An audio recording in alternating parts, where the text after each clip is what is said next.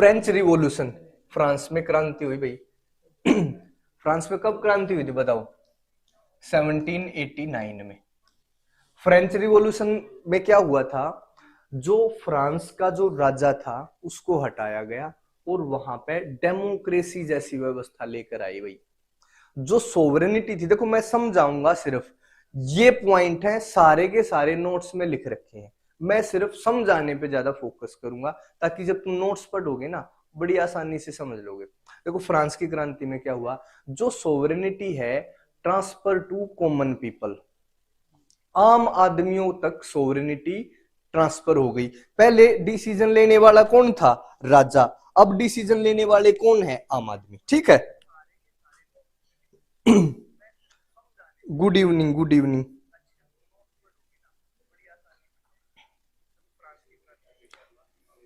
समझ आ रहा है ना सब कुछ? चलो एक बार थोड़ा सा काम करते हैं क्योंकि लंबी क्लास हो जाएगी और मैं चाहता हूं भी हो जाए सारा काम। ठीक है, तो थोड़ा ध्यान से सुनो। फ्रांस की क्रांति फ्रांस में 1789 में हुई थी। राजतंत्र को हटाकर लोकतंत्र जैसी व्यवस्था, सोवरेनिटी जो राजा के पास थी अब लोगों के पास चली गई। एक अलग से फ्रांस का राष्ट्रीय गान बनाया गया, फ्रेंच को नेशनल लैंग्वेज बनाया गया, फ्रांस के लिए एक नेशनल अलग से फ्लैग लेकर आई, समझे? और फ्रांस गवर्नमेंट बाई कंसेंट होगी, वहां पे सबको इक्वलिटी मिली। ऐसा काम फ्रांस में हुआ और इसका ये इफेक्ट फ्रांस पे पड़ गया भाई। अब दूसरी जगह पे क्या फर्क पड़ेगा, बात समझ के चलो। बार बार एग्जाम्पल दिया है, अपने स्कूल से सोचो। मान लिया एक क्लास को, या तो सारी क्लासों पे प्रॉपर डिसिप्लिन हो। तुम ये भी देखो, जब एक क्लास को गेम के लिए भेज दिया जाता है तो दूसरी क्लासेस में वैसी ही डिमांड शुरू हो जाएगी। जब फ्रांस के अंदर ऐसा हुआ ना भी, लोगों को अधिकार दिए गए, तो हर जगह यूरोप के दूसरे जो हिस्से थे वहां भी ऐसा होने लगा कि भी फ्रांस जैसा हमारे यहाँ भी होना चाहिए। एक चिंगारी जो फ्रांस से लगी थी वो धीरे धीरे पूरे यूरोप में फैल जाती है। इसका इफेक्ट क्या हुआ दूसरे पार्ट्स पे, कि दूसरे हिस्सों में भी राष्ट्रवाद की जो मांग है, जो राष्ट्रवाद की इमरजेंस है, वो डेवलप हुई। फ्रांस की आर्मी को हर जगह वेलकम करा जाने लगा कि भाई हमारे यहाँ आओ, हमारे यहाँ से भी राजतंत्र को खत्म करो। फ्रांस के जैसे जैकोबियन क्लब फ्रांस में बने थे। जैकोबियन क्लब एक संगठन था जो फ्रांस में बना था फ्रांस की क्रांति से पहले। तो ऐसे ही जैकोबियन क्लब यूरोप के अन्य हिस्सों में भी बनने लगे। मेन बात क्या है, जो फ्रांस की क्रांति थी ना, हम पढ़ रहे हैं reasons of emergence of nationalism in Europe. उसके कारण फ्रांस की क्रांति भी उसका एक कारण है, क्योंकि फ्रांस से में जो राजतंत्र समाप्त हुआ है ना, उसके कारण दूसरे हिस्सों में भी रिवॉल्यूशन की डिमांड उठी। वहां भी राष्ट्रवाद की जो आइडियोलॉजी है वो मजबूत हुई। उन्हें भी ऐसा लगा कि फ्रांस जैसी व्यवस्था हमारे यहां भी होनी चाहिए। ठीक है, सिंपल है ना सारी चीजें?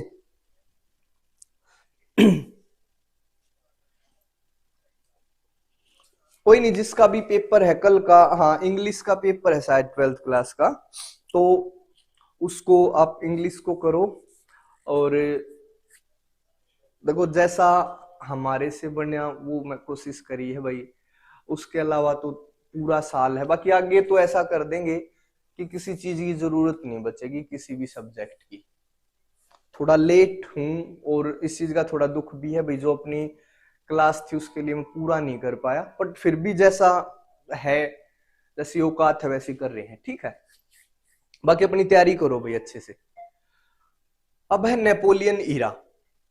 एक तो फ्रांस क्रांति भी उसका कारण है, फिर है फोर्थ कारण है नेपोलियन ईरा। नेपोलियन फ्रांस की सेना में एक सैनिक था।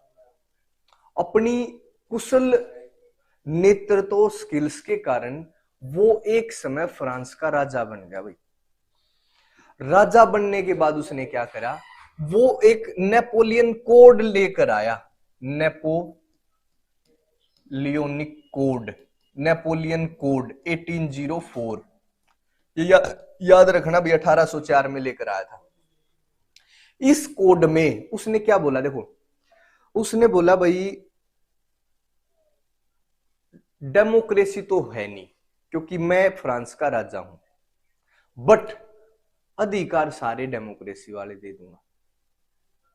उसने क्या बोला कि राजा मैं ही रहूंगा, किसी न किसी को तो बनाओगे, चुनोगे, मैं चुन लिया ये मान लो, हाँ, पर जितने भी अधिकार होंगे वो सारे के सारे कौन से दूंगा? डेमोक्रेसी वाले। अगर आसपास भाई ये नोट्स हो ना तुम्हारे पास, तो उनको अपने पास रख लो। देखो जो जो पॉइंट किताब में लिख रखे ना सारे के सारे यहां बोलूंगा। लिख नहीं सकता भाई, काफी लंबी क्लास में तो 5-6 घंटे चाहिए, तो मैं बता रहा हूं, या तो साथ में पढ़ते रहो या फिर उसको पढ़ना क्लास के बाद 100%, ये ध्यान रखना अभी, ठीक है? अब देखो सुनो ध्यान से। हाँ, 1804 में नेपोलियन कोड आया। उसके तहत उसने करा क्या? सबसे पहला काम करा कि भाई लोगों को इक्वल माना कि भाई कानून के समक्ष सभी समान होंगे, पहला काम उसने करा। दूसरा काम उसने क्या करा कि किसी भी व्यक्ति को जन्म से कोई अधिकार नहीं होगा, जो प्रिविलेज थे ना वो भी। तीसरा काम क्या करा, जो सबसे इंपॉर्टेंट कामों में माना जाता है, राइट टू प्रॉपर्टी। जो मैं पॉइंट बोल रहा हूं भाई, उसको है ना बाद में तुम उसके नोट्स भी बना सकते हो सकता है भाई सारे एक जगह से ना हो, सबके पास ये नोट्स ना हो, तो भी जो मैं बोल रहा हूं उसको उसके नोट्स बना लेना, क्योंकि लिखने में आप you can understand what I want say. एक तो पहली बात इक्वलिटी बिफोर लॉ उसने स्टैब्लिश करी। दूसरा काम करा abolishment of privilege based on birth, जो जन्म आधारित जो भी अधिकार थे वो भी समाप्त करे। और तीसरा करा भाई राइट टू प्रॉपर्टी। पहले क्या होता था, राजा किसी को प्रॉपर्टी का हक नहीं देते थे, वो जमीन देते थे जमींदारों को। और जमींदारों को भी कैसे जमीन थी, मान लिया एक जमींदार को दे दी भाई 1000 एकड़ जमीन, और उसको बोल दिया इतना तुझे रेवेन्यू देना है हर साल।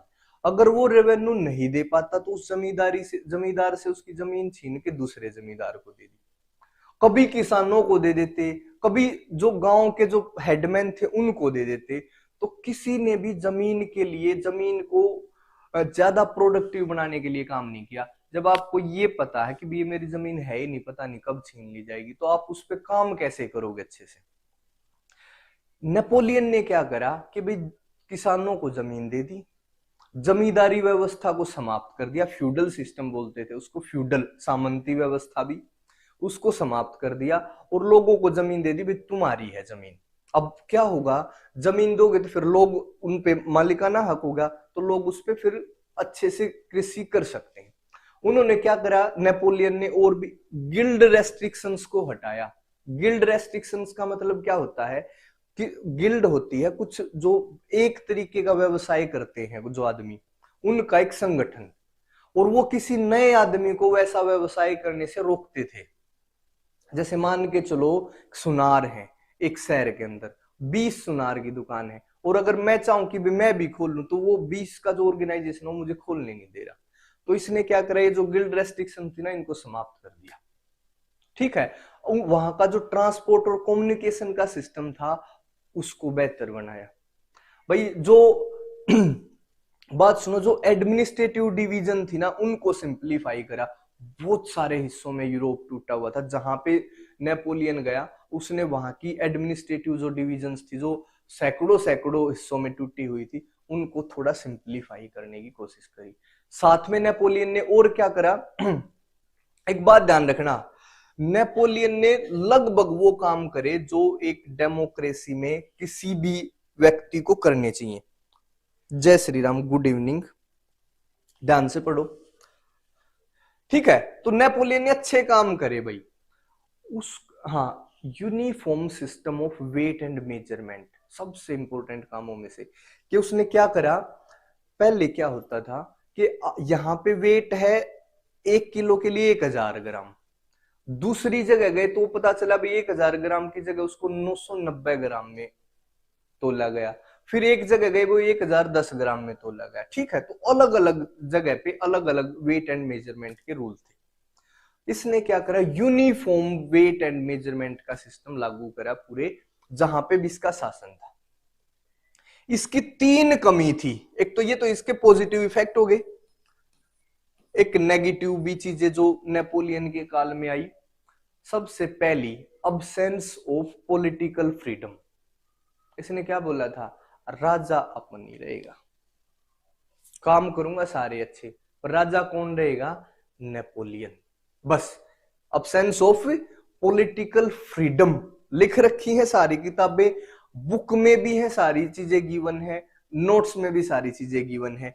तो अब्सेंस ऑफ पॉलिटिकल लिबर्टी पहला काम। दूसरा काम इसने क्या करा, जो जिससे लोग थोड़े दुखी होते, इसने टैक्स बढ़ा दिए।